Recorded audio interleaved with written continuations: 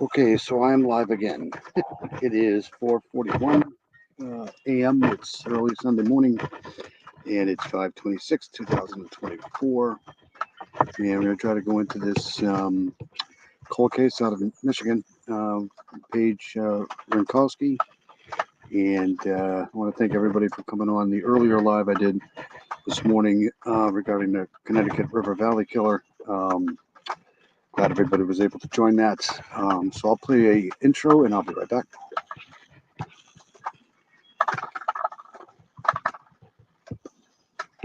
Battling the raindrops again. Be right back.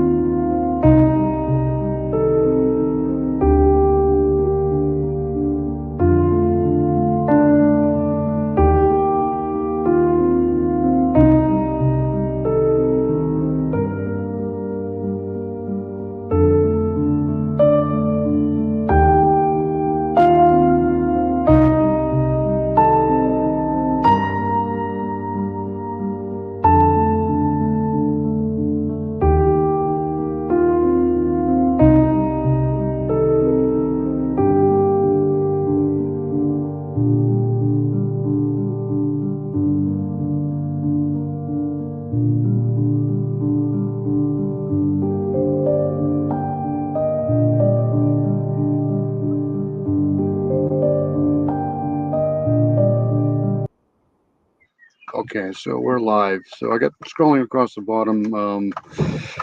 I think Happy Memorial Day is not a good way to, say it. It's Memorial Day. It's a day to remember. So let's remember all those people who came before us, all the victims' families, all the people who hopefully have a decent holiday weekend. Hopefully it's not terrible weather. All right, so I want to do this here.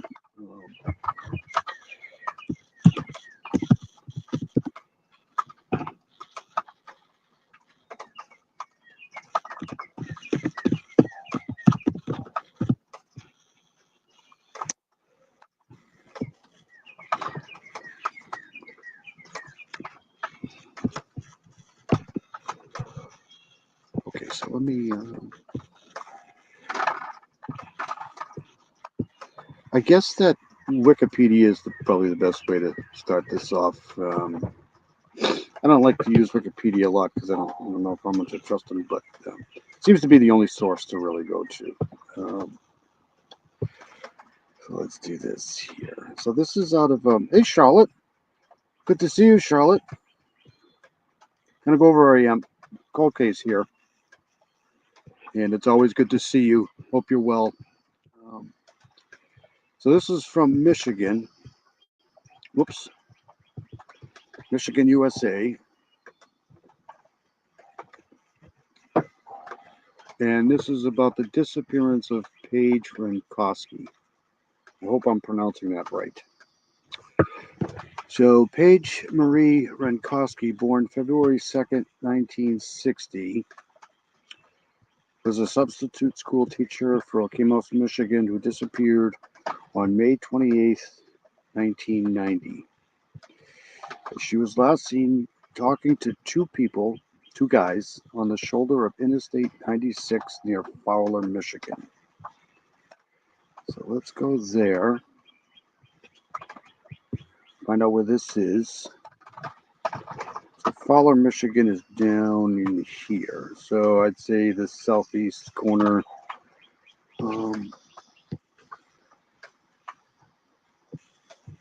Let's go back now to here. That's all they have for maps.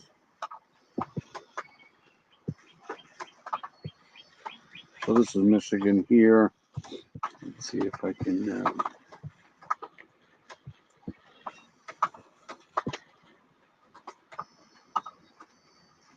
Anyways, let me go back here.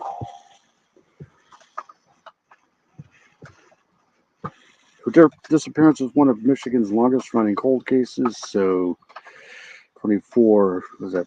Hold on a second here.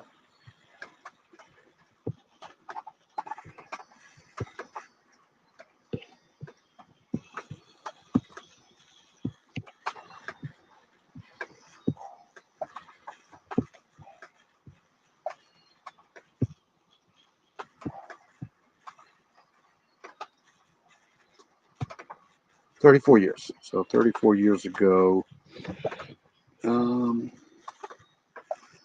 34 years ago, almost to the day. Right, so the vehicle was reported abandoned on I-96, and though the responding officer discovered her car was still running and both her purse and shoes were in the vehicle, the police did not process this as suspicious, but merely had the vehicle towed. So they didn't think anything of this and had the vehicle towed. So not good. Let me go see if I can find this. Where am I? Right here.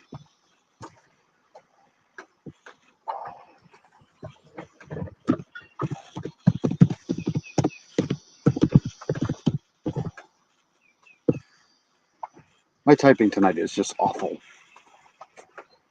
All right. I should say this morning because it's not night anymore.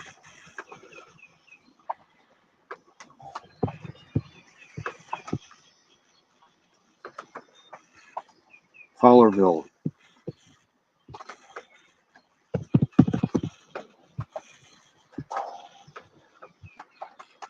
Okay, so let's get some bearings here. I hope you're doing well, Charlotte. Hope it's not raining. It's raining here again. It rains every night I'm off. Every single night. It's so sad.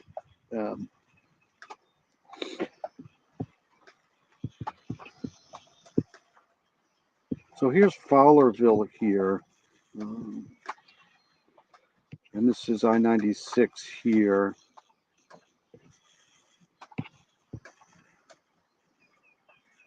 Nice little town here.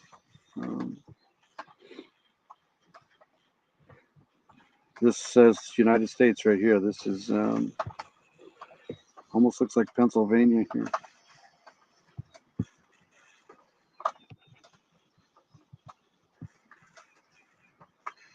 So she was found in May. So, I mean, look at this. Beautiful country.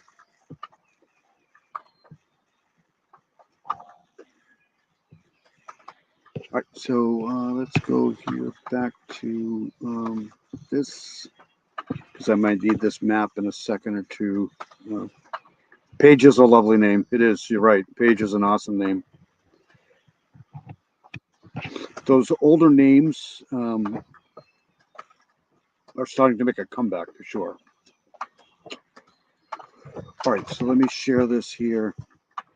It's always good to see Charlotte in the stream. She's awesome. Let me. I try to do some of these lives for later in the morning because of people who may be in a different country or like me who are up all night. All right, so Paige was born in February 2nd, 1960. So let me do some more quick math here.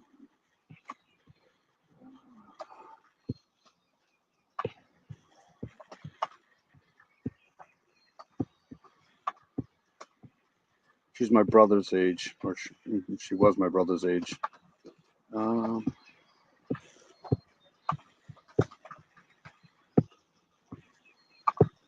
64. She'd be 64 today. Well, not today, but she'd be 64. Missing for 34 years and 2 days. We did that. She's 5'6". Parents are Paige Renkoski and artist Renkoski. All right, let's get back to this here. The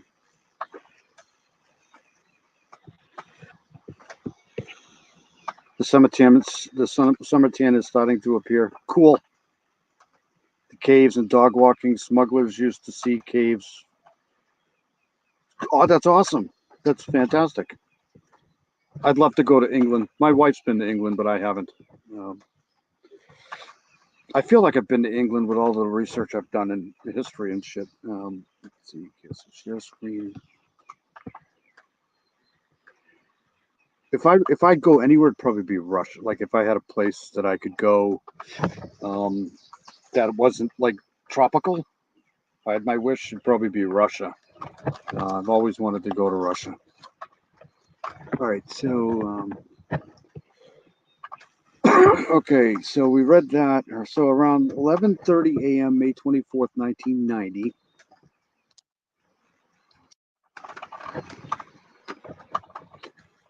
I don't know what day that was.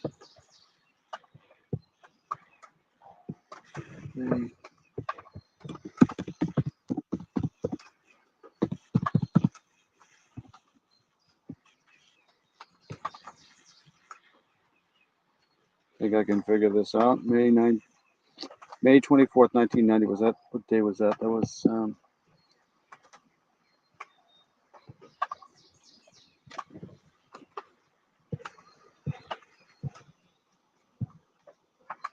it's a Thursday. Gemini's the sign. Okay, so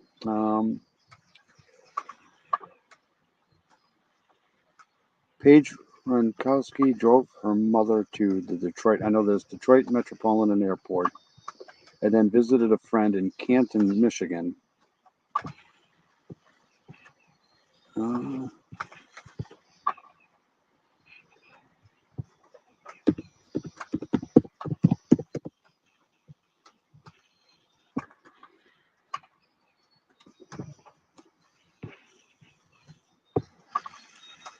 So Canton, Michigan is about 50 minutes away.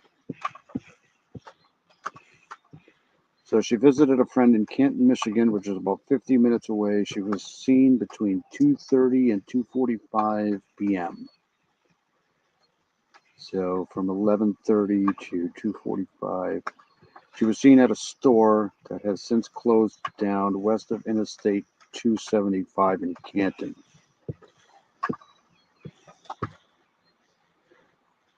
Where's 275? Oh, right there.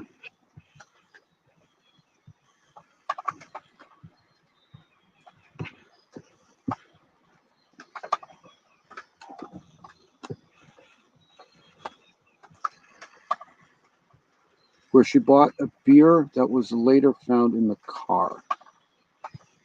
The store clerk remembered seeing Renkoski because she was wearing distinctive, multicolored, loose-fitting, flower-patterned pants and a distinctive necklace. So this is back in 1990, so cell phones were probably non-existent.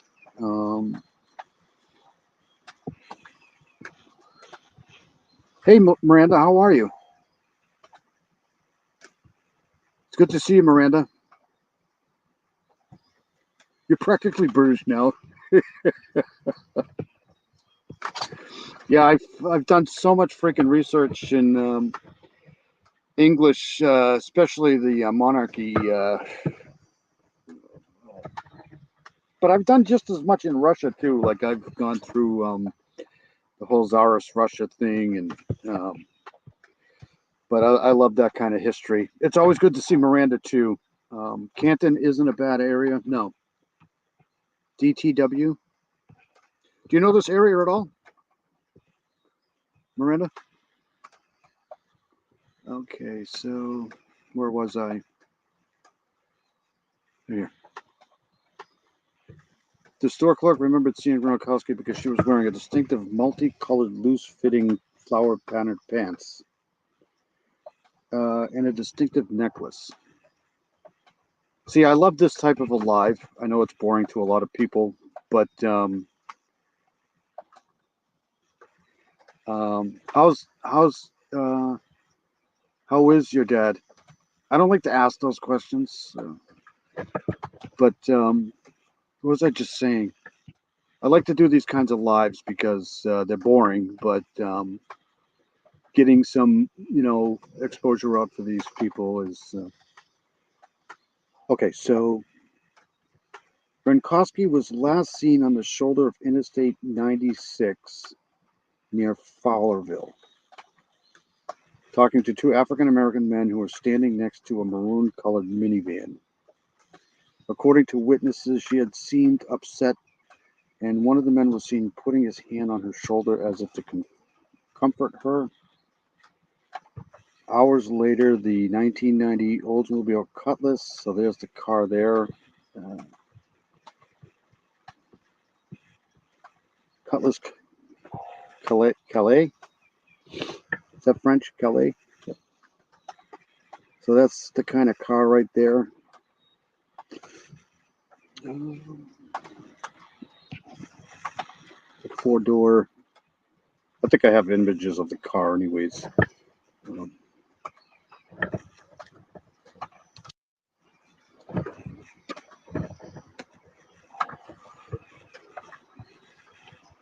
So she was last seen in Fowlerville.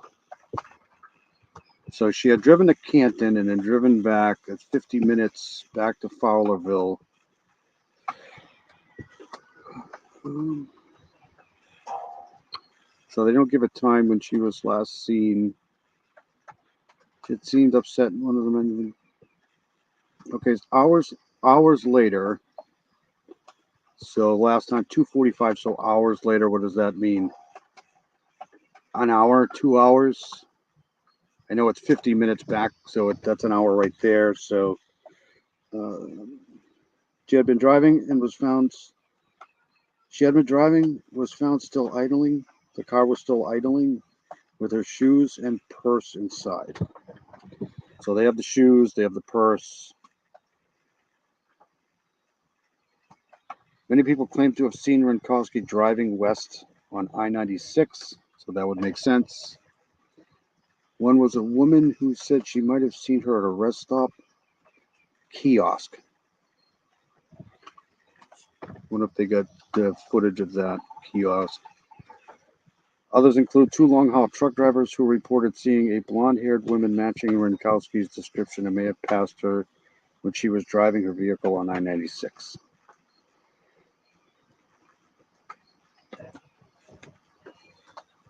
Renkoski was last seen wearing a white silk shirt with a long beaded necklace and silk patterned slacks.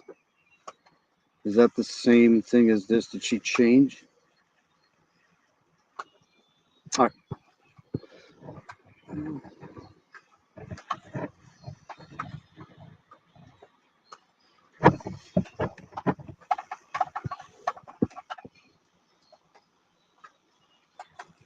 Yes, Russia is like if I had all the money in the world, I would start at the easternmost part of Siberia and just trek that all the way to Moscow.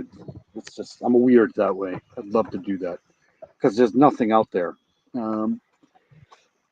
Surgery on July 8th. It's a bladder cancer.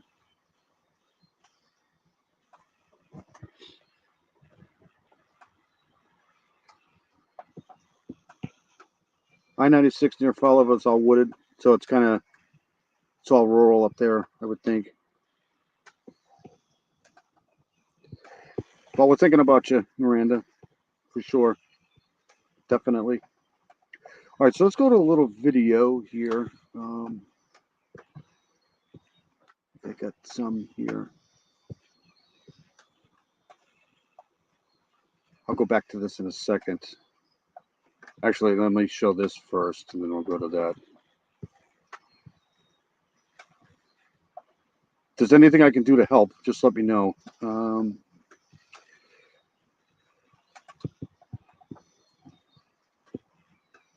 Okay, so this is the route. So she went to Canton. All I know is that she borrowed her mother's car. I think it was her mother's car, and she drove. She dropped her off at the airport, I think. And she drove down to Canton to see a friend. So she drove. That's 50 minutes, give or take 50 minutes, and then she drove back because she was last seen up here. All right, so let's go. What am I doing now? Oh, I wanted to go here. Hold on a second.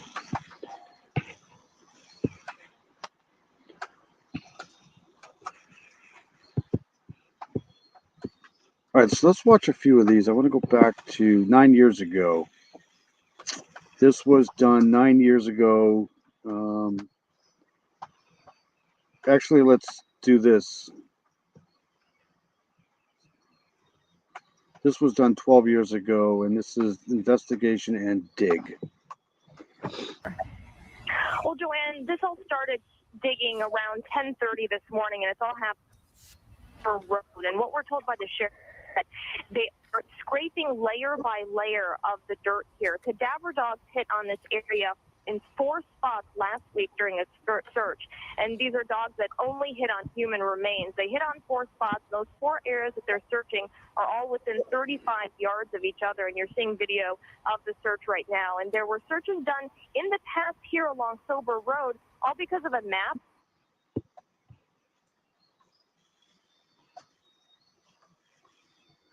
Urachal cancer is rare, but more known now than ever. More known now than ever. So often people have no idea. Charlotte is what we would call here in Boston wicked smart. Look at this. All right, so let's go back to this. That was given to the sheriff's department. So this is in Conway Township, Livingston County. Within 30 days of Paige's disappearance, and it was a detailed map, we're told, from an anonymous tipster. The sheriff says that original investigators dug in the wrong area because the map may have been just misread in some way. He also says at the time they didn't have cadaver dogs here at the time, and they have since learned that a driveway was moved here in this area as well.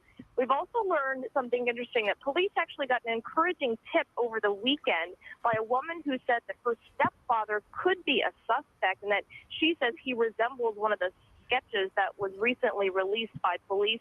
She told investigators that her stepfather used to live in this area back when Paige Renkoski disappeared. The sheriff tells me that they have yet to speak with that man. He lives out of state now, but they're certainly going to take a close look at that.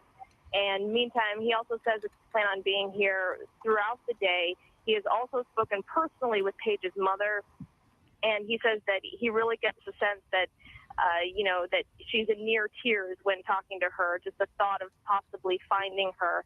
So this was done 12 years ago. So this would have been 2014. Did I get that right without doing the calculator?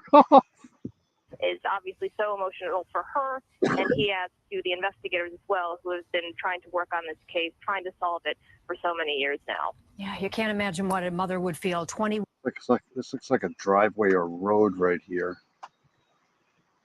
1 years of uncertainty and all this. Anu, I know you'll be out there following it for us today, and we'll check in with you again on later editions of Action News. Thanks. All right, so hold on a second. Let me go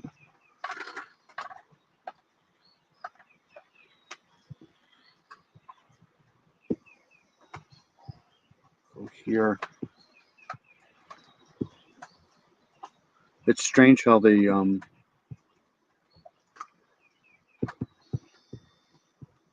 said stepfather. Okay, so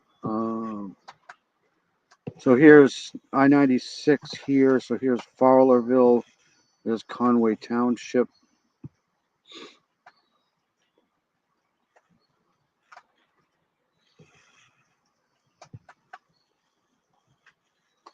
Leave now. Look at this. Why can't I get directions for this now? 6 minutes. Okay, so it's about 6 minutes.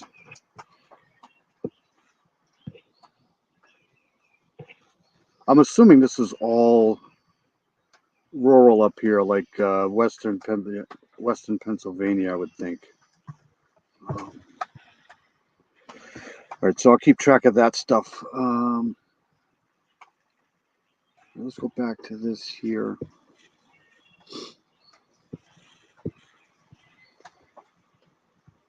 I'll go back to that in a second here. I like to try to bookmark that stuff. Have you heard about this case, Miranda?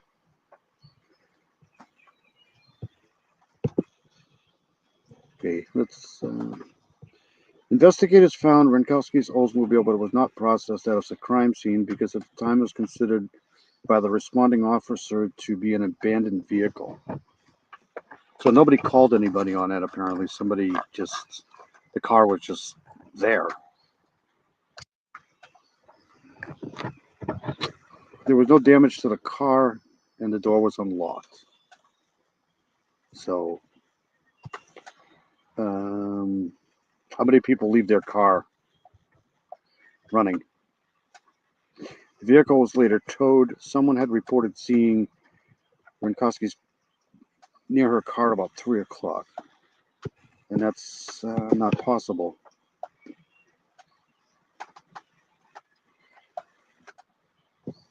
Because if she was seen between 2:30 and 2:45 p.m. at a store in Canton, then it's almost, unless she flew back, to be seen around 3 p.m. So we know that can't be right. Unless she left more towards the 2:30, 3, that's about half an hour. It's impossible. Okay, someone had reported seeing Renkoski near her car about 3 p.m. and officers had not responded to the scene until after 6 p.m. So there's a little bit of a gap there.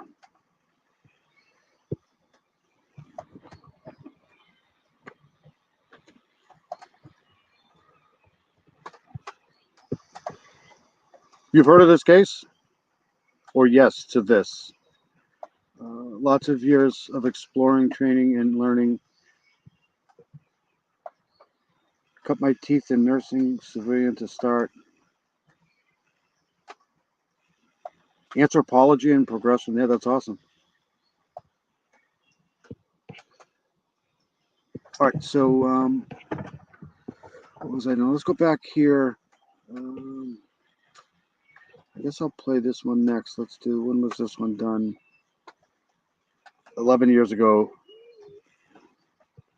All right, so let's play this one here. Oops. I like to go back to the furthest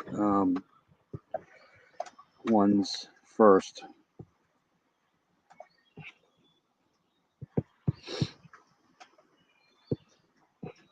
Taking action for you. On alert, that savage attack in Great Britain sparking concerns about a new era of terrorism. Health warning, new information about diet pop and your teeth, the effect being compared to crystal meth. See what's behind that. But first, a new push in the hunt for a woman missing more than 2 decades. So this was done 11 years ago. This is when they started to throw up the billboards. Oops. It is a story that still to this day haunts investigators in Livingston County. Where is Paige Renkoski and what happened to her? 7 Action News reporter Tara Edwards joins us from Fowlerville. I tell my kids the same thing. Forensics, biology, any of that stuff these days is huge. You know, if you're going to get into something, get into that. With the new efforts to find this woman. 23 years ago on this day, Paige Renkoski disappeared. Investigators say over the years they've received several tips, but they have I bet you this is I-96 right here. led to nowhere. Now they're hoping a billboard will help get some answers.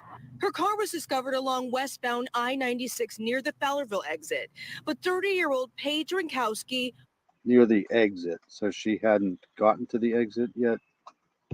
was nowhere to be found. The engine was still running and her shoes and purse were still inside. Since that time, it's been a roller coaster ride for her family. So that's the car right there. So it's a two-door.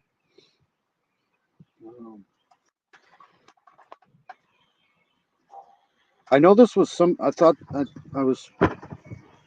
I read that this was somebody else's car that she had used. Now investigators plan to put up a billboard near Chilson Road along I-96 to jog people's memory in the Okay, you have heard of this case, okay? Yeah, there's no dead. I mean, there's a little bit of stuff, but not. case. The Livingston County Sheriff tells me after 3 women in Cleveland were found, Sheriff tells me after So I'm assuming this is telling me that that was found before the exit. 3 women in Cleveland were found, Paige's family has more hope. Yes, I talked to Mrs. Renkoski from the Lansing area, and she brought up the Cleveland case where the 3 victims were held captivity for 10 years. To this day, we have. Why do I keep One by one, the 7 investigators. I'm so dumb. Now I'm not going to be able to get to it. Always taking action for you. On alert, that savage attack in Great Britain sparking concern. Edwards joins us from Fowlerville with the new efforts to find this woman. 23 years ago on this day, Paige Renkoski disappeared. Investigators say over the years they've received several tips, but they have led to nowhere. Now they're hoping a billboard will help get some answers. Her car was discovered along westbound I-96 near the Fowlerville exit, but 30-year-old Paige Renkoski was nowhere to be found. The engine was still running and her shoes and purse were still inside. Since that time, it's been a roller coaster ride for her family. Now investigators plan to put up a billboard near Chilson Road along I-96 to jog people's memory in the case. The Livingston County Sheriff tells me after 3 women in Cleveland were found, Paige's family has more hope. Yes, I talked to Mrs. Renkoski from the Lansing area, and she brought up the Cleveland case where the 3 victims were. Yeah, you always want to get involved in a field that you like, you know, or at least try to. Held captivity for 10 years.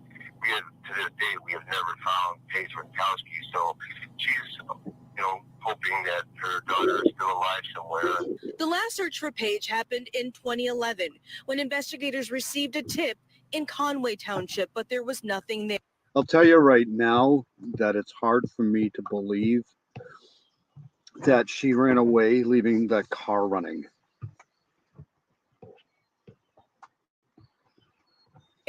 Now Paige's face, along with the faces of 3 cold case homicide victims in the county, will soon be put up on a billboard. Police hope the effort will lead to her. That's very important. We want the family to know that we'll never give up trying. So there's other victims around the same area?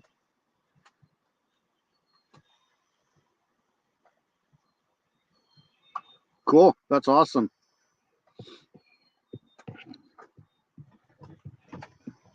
To find out what happened. And we're told there are several investigators that have still never stopped searching for her as well. In the meantime, the sheriff tells me they hope to have the billboard up in the next 3 weeks.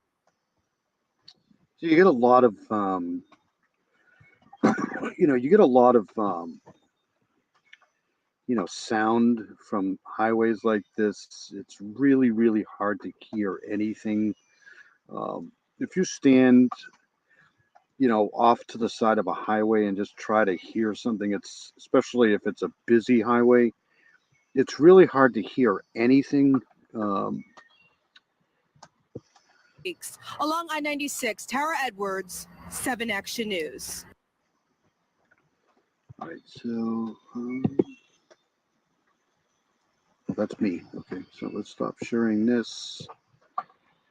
This will be probably a 2 or 3 parter, I think.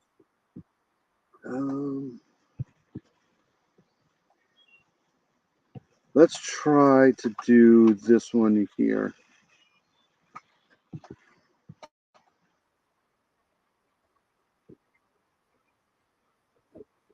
Oops.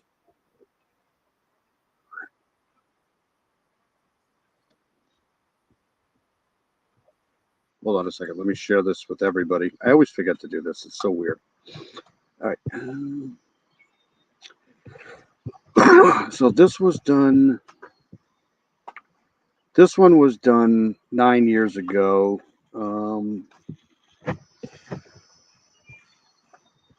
Appearance, the theories that have developed over the years, and the detective who's determined to solve the case.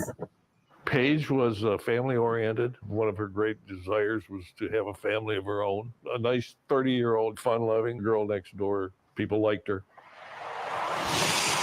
May 24th, 1990 was shaping up to be a busy day for Paige Renkoski. She dropped her mother off at Detroit Metro Airport in the morning and stopped by Canton on the way home to have lunch with a friend. After completing her visit, she was going back home to Okemos. And that's when something unusual happened. Something so unusual, investigators are still putting together the... Don't you freaking hate these tax strips here? I know they're important, but... pieces 25 years later. Before the Fowlerville exit on westbound 96, for some reason she pulled over to the side of the road. The key still hanging in the ignition, the car. Why would she pull over to the side of the road? That doesn't make any sense. Car left running. Doors locked except for the driver's side door, which was left open. But no signs of Paige. Why did she stop here? What caused her to stop? No physical damage to the car? Is it mechanically sound? So that's my next question. Was there something wrong with the car, but it was running? Connected. Yeah, well, you can see it from here. Which is why when people saw that car sitting on the side of the road, they thought it had merely been abandoned. They called it into police that way, too. They towed the car in and they didn't record the scene. But something didn't add up. No, they never found her. So that's why I'm trying to go over some cold cases that nobody hears about. So,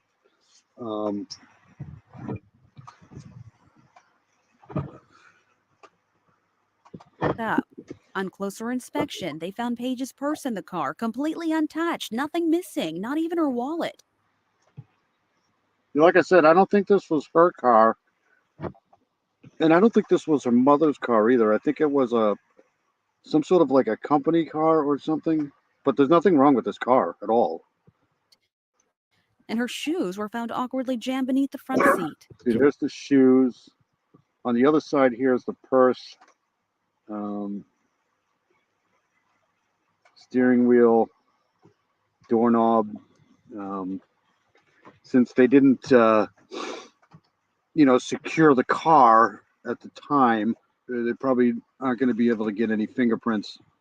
You find a woman who would go somewhere without her shoes and without her purse, that was extremely unusual. This no longer seemed like a case where Paige had simply walked off on her own or hopped into a friend's car with plans on coming back. Paige Renkoski was missing, and the one piece of evidence they had was towed from the very place they needed to look. Could there have been some trace evidence on the ground there? Signs of a struggle, whatever, tire prints? We don't know. What they did have was her car, first towed, now admitted into evidence and being processed for clues. What they found were prints. Well, they did find prints. Them. Some on the roof, some on the trunk, some on the door. But none of them identified, no matter how many times they ran them through the system. Many of them they believe are family or neighbors or friends, innocent hands who touched the car in passing. But that's about it. It's all of the physical evidence we really have.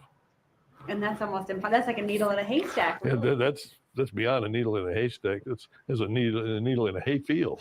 While investigators poured through what physical evidence they did have, search crews scoured the scene. They brought in tracker dogs and found nothing. Minutes turned into hours, which turned into days. and still no sign of Paige. What started as an abandoned vehicle turned missing person report was now. I don't think somebody's gonna. I don't think somebody's gonna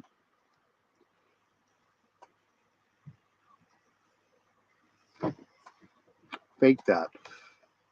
You know what I mean? If you're gonna go missing voluntarily, I don't think you're gonna leave your car running. But you never know; things are possible. But I find that very improbable. An abduction homicide. Since it happened around 3 in the afternoon on a busy highway right before Memorial Day weekend, there was no shortage of witnesses and no shortage of variations to their stories. You have to. But you know, at the same time, who is going to abduct somebody in the middle of the day on the side of a highway from a car, right? I'm sure it happens, but I find that highly improbable too, because you know, just the fact that there's so many witnesses and so many people driving by, I find that hard to believe too. Imagine you're passing something on the freeway at 70 miles an hour. You're going to get different stories about what they saw. And the forensic sketches prove it. 5 men, 5 completely different looks reported in completely different vehicles. Everything from a maroon minivan to a pickup truck. Thousands of tip calls, thousands of theories. Was this just a crime of opportunity that they were able to get her pulled over? Very possible. Also possible, a number of other working theories. Among them, that someone purposely crashed into her car to get her to pull over, or that she may have been duped by someone pretending to be a police officer. It looks like that she was taken quickly. Thousands of tips, but no clear answers. And the case went cold. Don't you think a witness would have said they saw? I don't know. It's hard for me to believe that that was a cop pulling her over. Somebody would have probably noticed that, right? We won't give up. We're going to keep doing this. Investigator Michael Freyer came back from retirement to work this cold case with 2 other retired cops he's known since junior high. You know, we're dedicated to do this. You know, we're not in it for the money. We're not in it to advance our careers. We've already had our careers. We're in it to do the right thing, because you know this crime needs to be solved. Together, they've worked the case. Hello, Luis. How are you? It's good to see you again. I don't even want to bother to try to pronounce your last name. I wish I could. Cuevas? Is that it? Suevas? Suevas? I don't know. I'm butchering it. I'm sorry. So I'll just say Luis, I guess. Yeah, I mean, if she's pulled over on the side of the road from a cop, I would think that somebody would have said, well, I saw a car pulled over on the side of the road, but they were being stopped by a police officer. I don't know. It's possible. For the past 5 years. But again, I think it's highly improbable. Like, I don't think anybody's going to leave their car running and just take off.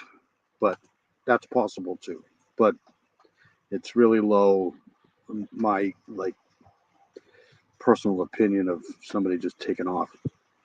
Collaborating with the FBI, state police, and other cold case teams, following up on every tip that comes their way. By heart of hearts, this is. I got it the first shot. Wow, that's pretty freaking amazing, man. Oh, pretty proud of myself. Good to see you, though. Why I was put on this earth, to solve this case.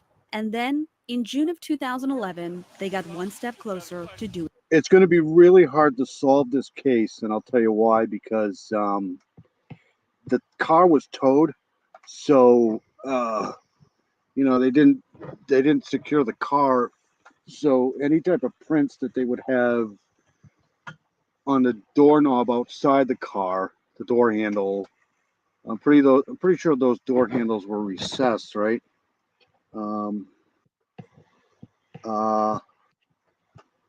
So it's going to be pretty hard to lift any fingerprints off of those, because I know tow truck drivers, they touch steering wheels, they touch shifts, they touch everything. They sometimes sit in the car. Doing just that. A handwritten letter, anonymous, 2 pages, left on a detective's desk, complete with a map of what the author said was Paige's burial site on some property in Conway Township. If we can find out where she is, we can find out who did it. They brought in cadaver dogs. They're probably going to be looking for the scent of bones. If she's buried, there will be some decomp scent in the earth itself. And got a hit. The dog signaled for human remains. I think it's very likely, just going over this a little bit, that it's probably something that somebody she knew, or somebody that she was supposed to meet, or I don't know. Yeah, nobody saw anything. Nobody ever sees anything. It's so weird. I agree with that.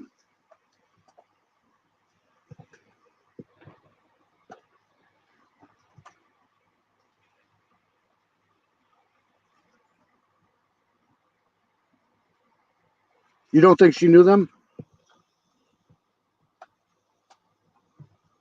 Yeah, I mean, things were better different. Things were different, definitely different in the 90s, for sure. Possibly Paige's. But after 5 hours of digging, we failed to find any evidence of Paige.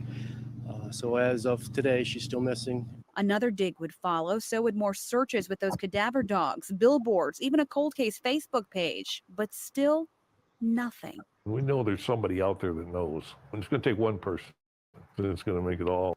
I'm telling you, I watch a lot of these cases, and sometimes, mostly all the time, it comes down to somebody just calling in a tip. Years and years later, some people are afraid to call in tips until I've heard of cases going 20, 30 years, and all of a sudden somebody calls in a tip.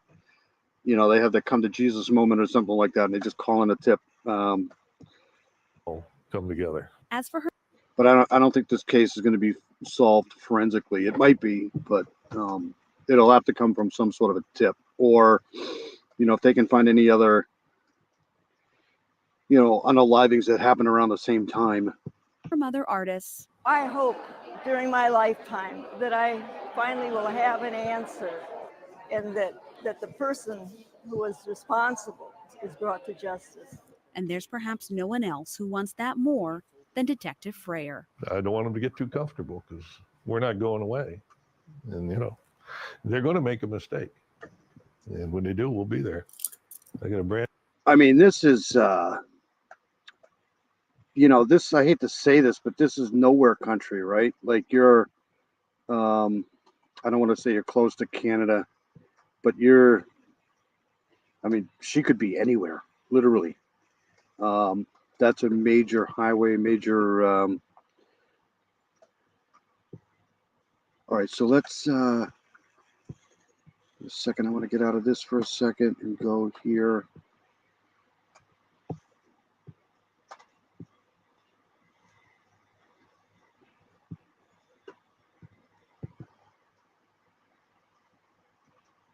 Close to Lansing.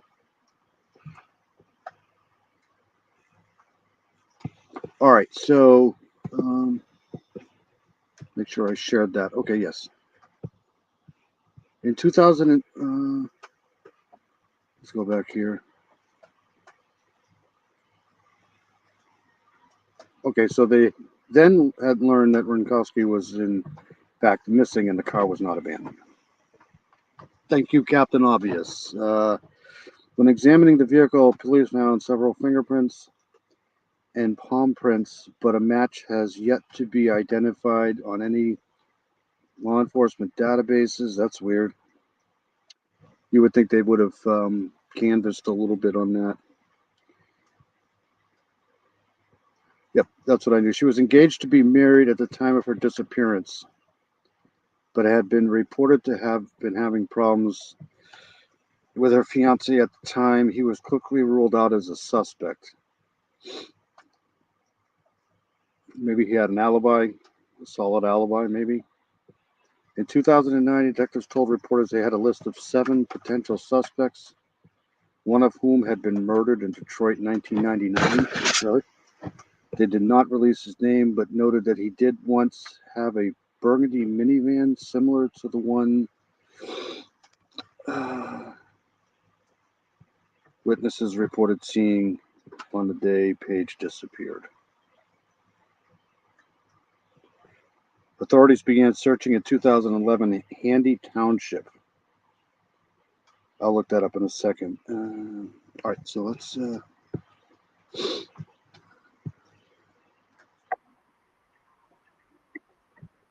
Whoops, sorry. Let me see if I can find another one here. Let's do this. This was done a month ago. Hold on a second.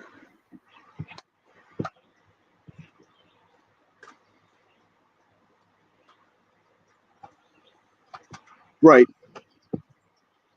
There was no DNA on that anonymous letter. Okay, so you know that. That's a question I was going to have.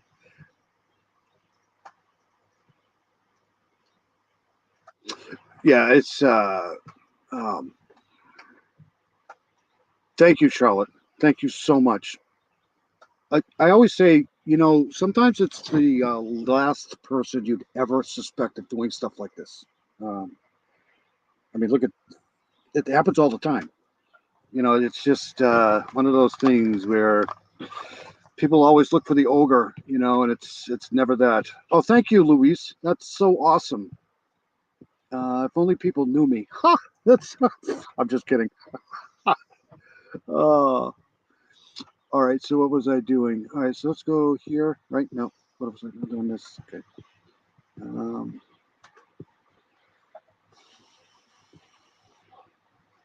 I'm kind to a point. Like before I've had my coffee, I'm not like the most wonderful person in the world. If I don't have my first cup of coffee, it's not going to go well. Other than that, I'm great. Good evening, everybody. 30-year-old Paige Renkoski was last seen on Thursday. Her car found on I-96 with the motor running and her person. So this was done recently. This was done a month ago from WILX News, Lansing. And let's take a look at it. Shoes inside. Over 30 years of questions and silence. Paige Renkoski, missing without a trace. My gut feeling tells me that someone forced her off the road. Now, a new beacon of hope emerges. A new documentary aims to take up the... I mean, 9 times, I think it's like, I always say 9 because it's getting, of all the cases that I see on Dateline and all of these cold case stuff, it's almost always somebody that they know. It's, so the fact that they ruled out the boyfriend or the fiance or whatever, then like that is rare. But that doesn't mean he didn't have anything to do with it, so right away, he would be a major suspect in my mind.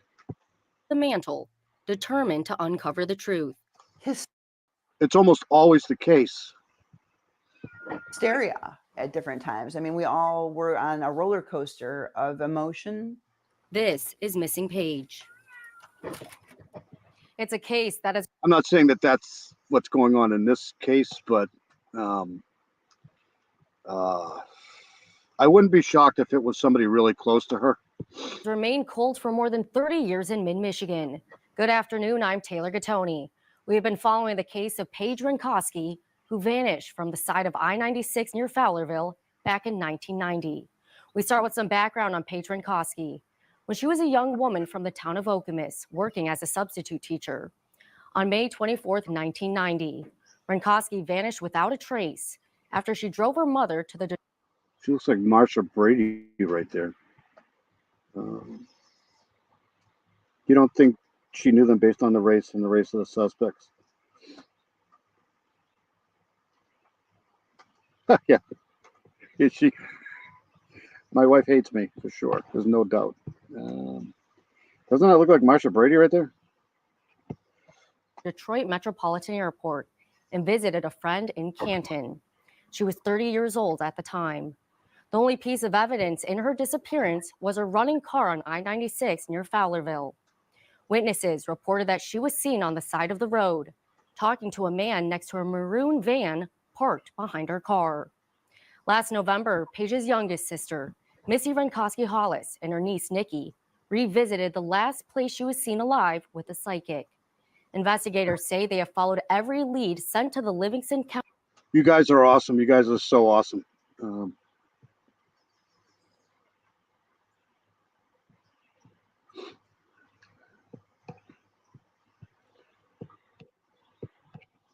It's hard for me to believe that they didn't do a canvas of fingerprinting.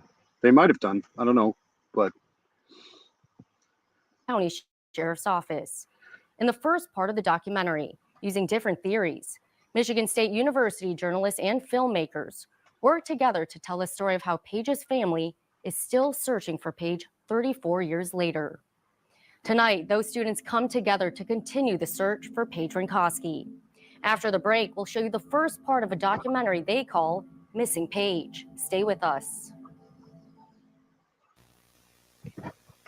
3, 2, 1. Oh my, we're all diving for it. And she, look at the enthusiasm there. I tell you, Paige moved 4 steps to the right quickly.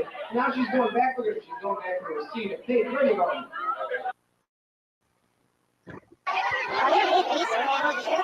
Going back for her seat. Paige, where are you going? Paige. Good evening, everybody. 30-year-old Paige. it's always so creepy to see videos before somebody goes missing. You know what I mean? Like,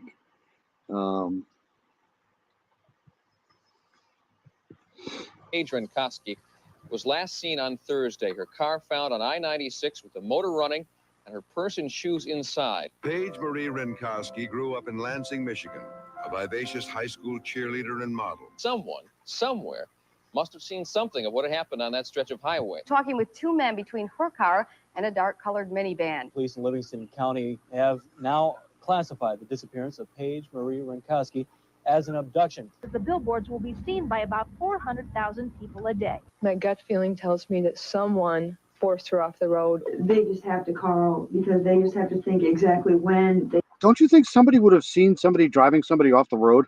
I mean, that would be weird. They pass that area. Somebody has seen. I mean, I don't know how people drive in Michigan, but around here, if you're seeing somebody forcing somebody off the road, you probably notice that.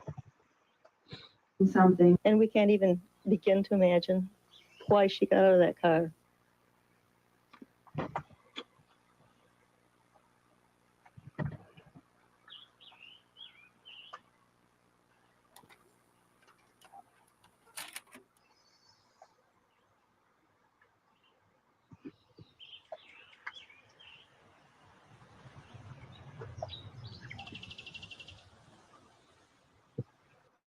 Michigan State, really?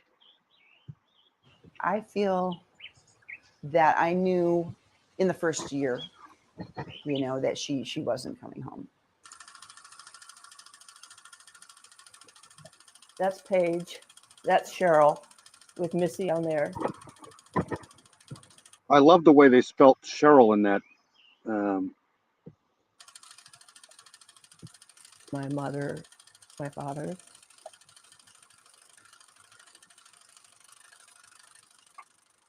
My name is Missy Renkoski. Look at that dress. Holy shit.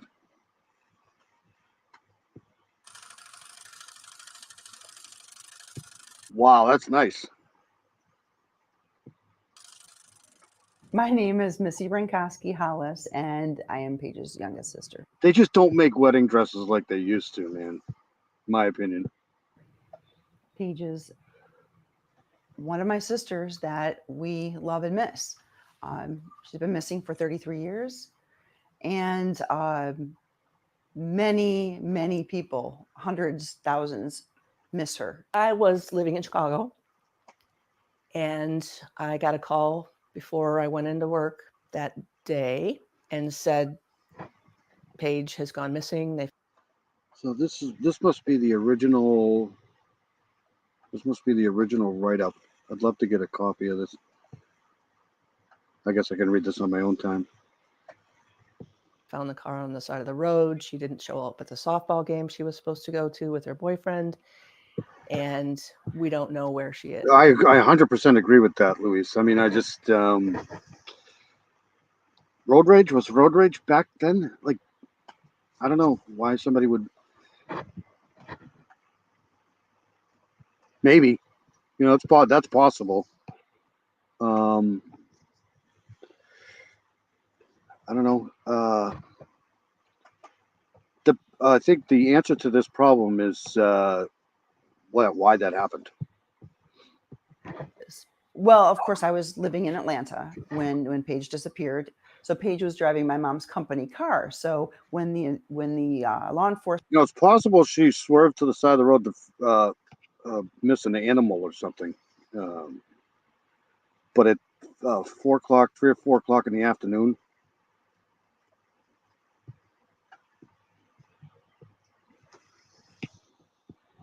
enforcement realized it was my mom's car, they called the house, left a message, on the machine that said, "Hey, we have your car. We found it at the side of the freeway."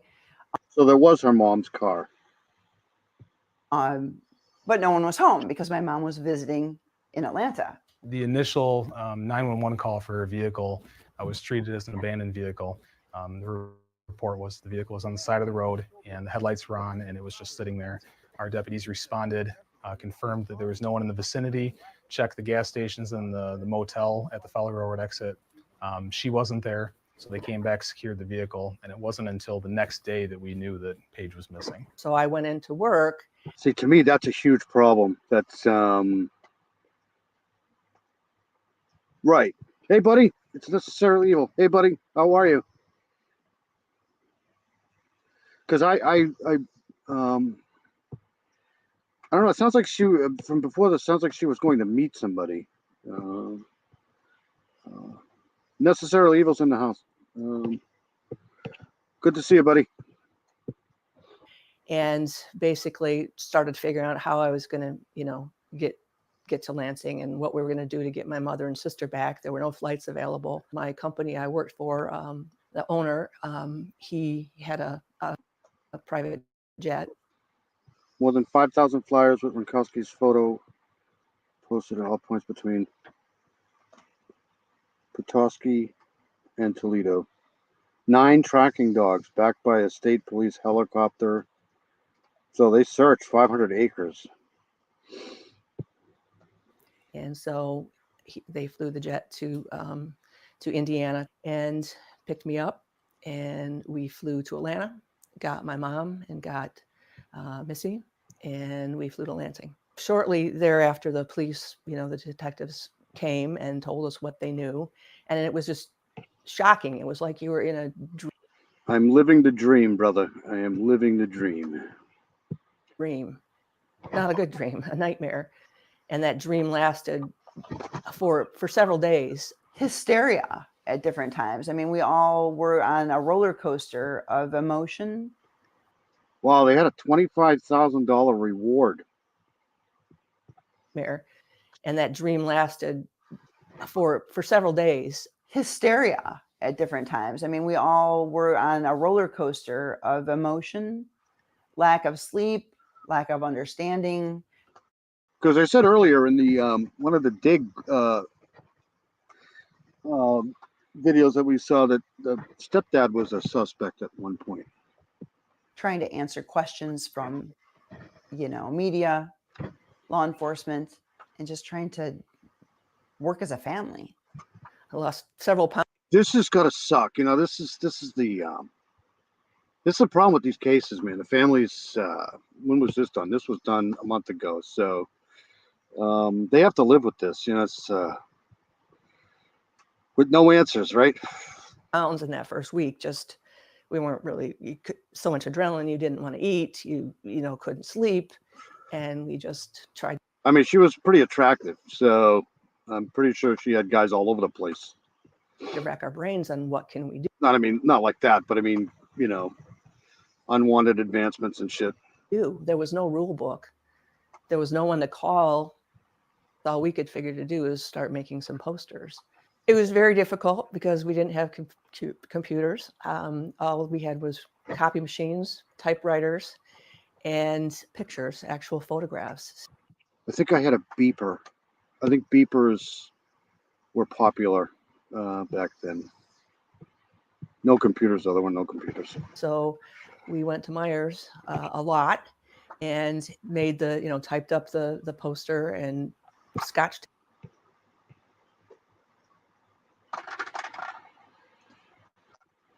I'd love to get my hands on some of this shit here. Taped her picture to the poster and then ran copies.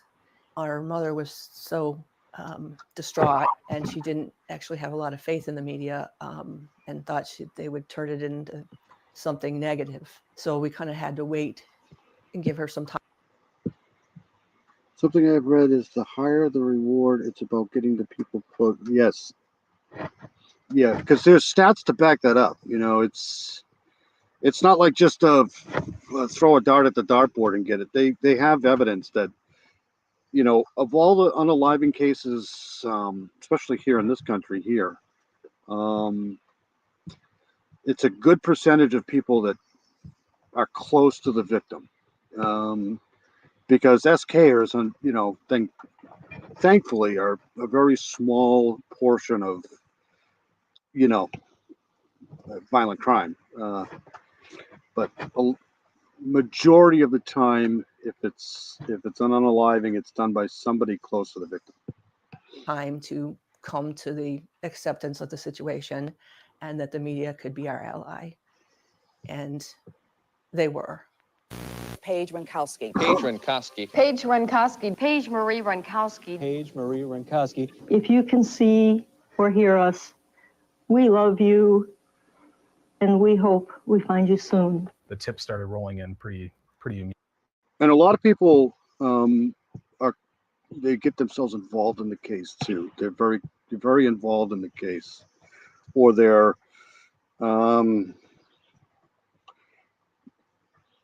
avid about the case. They're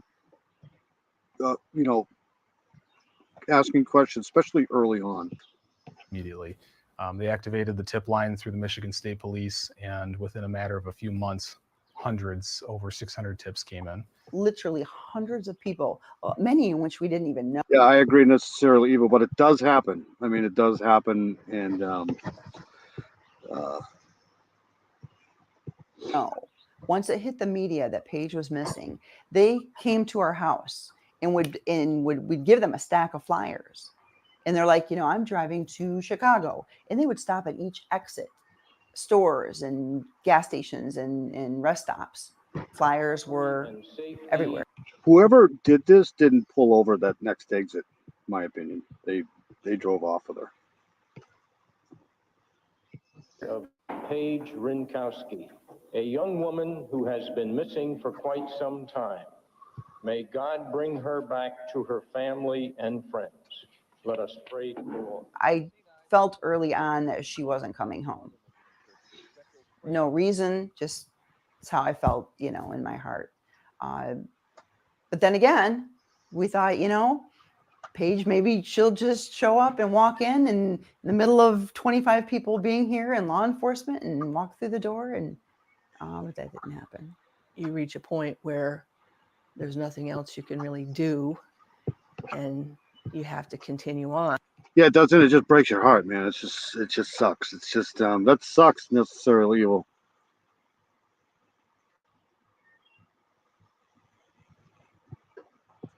All right, so I've been here enough. I'll do part 2 probably later this week, but this is a case I'm probably going to get 2 or 3 videos on this. I think probably.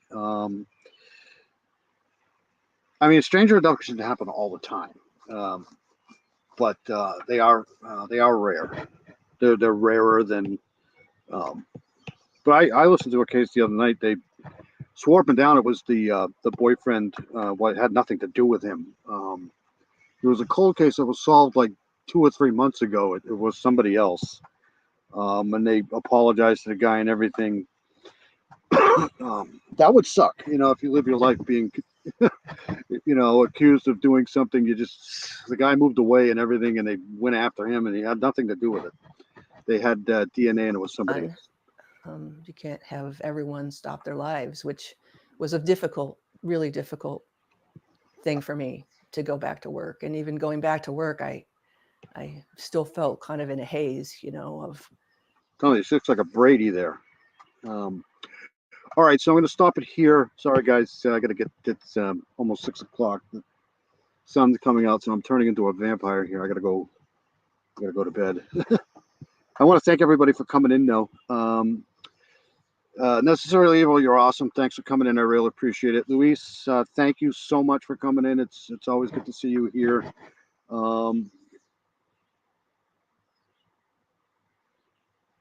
Yeah, I mean, people forget, back then, before they had computers and before they had all of this outreach of social media and shit like that, these crimes never got any exposure. They only got exposure in like the local areas. Very rarely did they get on national media. So if you went missing or you went unalived, even the police weren't in sync. A lot of these jurisdictions didn't share any information. That happened in what was the Golden State Killer? I think they never shared between LA and San Francisco. They never shared any information. So if they would have, they probably would have caught him a lot sooner. Miranda Lee, thank you so much for coming in. Appreciate it. Who else was in? Charlotte is awesome. Charlotte's always in here. She's great. Very smart. We're thinking about you, Miranda Lee. Hope everything goes well, but I'll probably see you before that date anyways. Who else was in here? And I'm gonna keep my eyes on the Connecticut guy there. But I'm gonna get out of here. Probably do part 2 next week. And everybody have a great Memorial Day weekend. If you see a vet or somebody, just thank them for everything they've done. It's usually a great weekend for parties and hot dogs and barbecues and beach and all of that stuff. Kick off of the summer technically, but if it wasn't for people that came before us and fought for freedoms and stuff like that, we'd probably be much worse. So I want to thank everybody for coming in. I'll play my outro, and everybody have a safe, important good weekend. But I am out of here. Everybody take care. Thank you.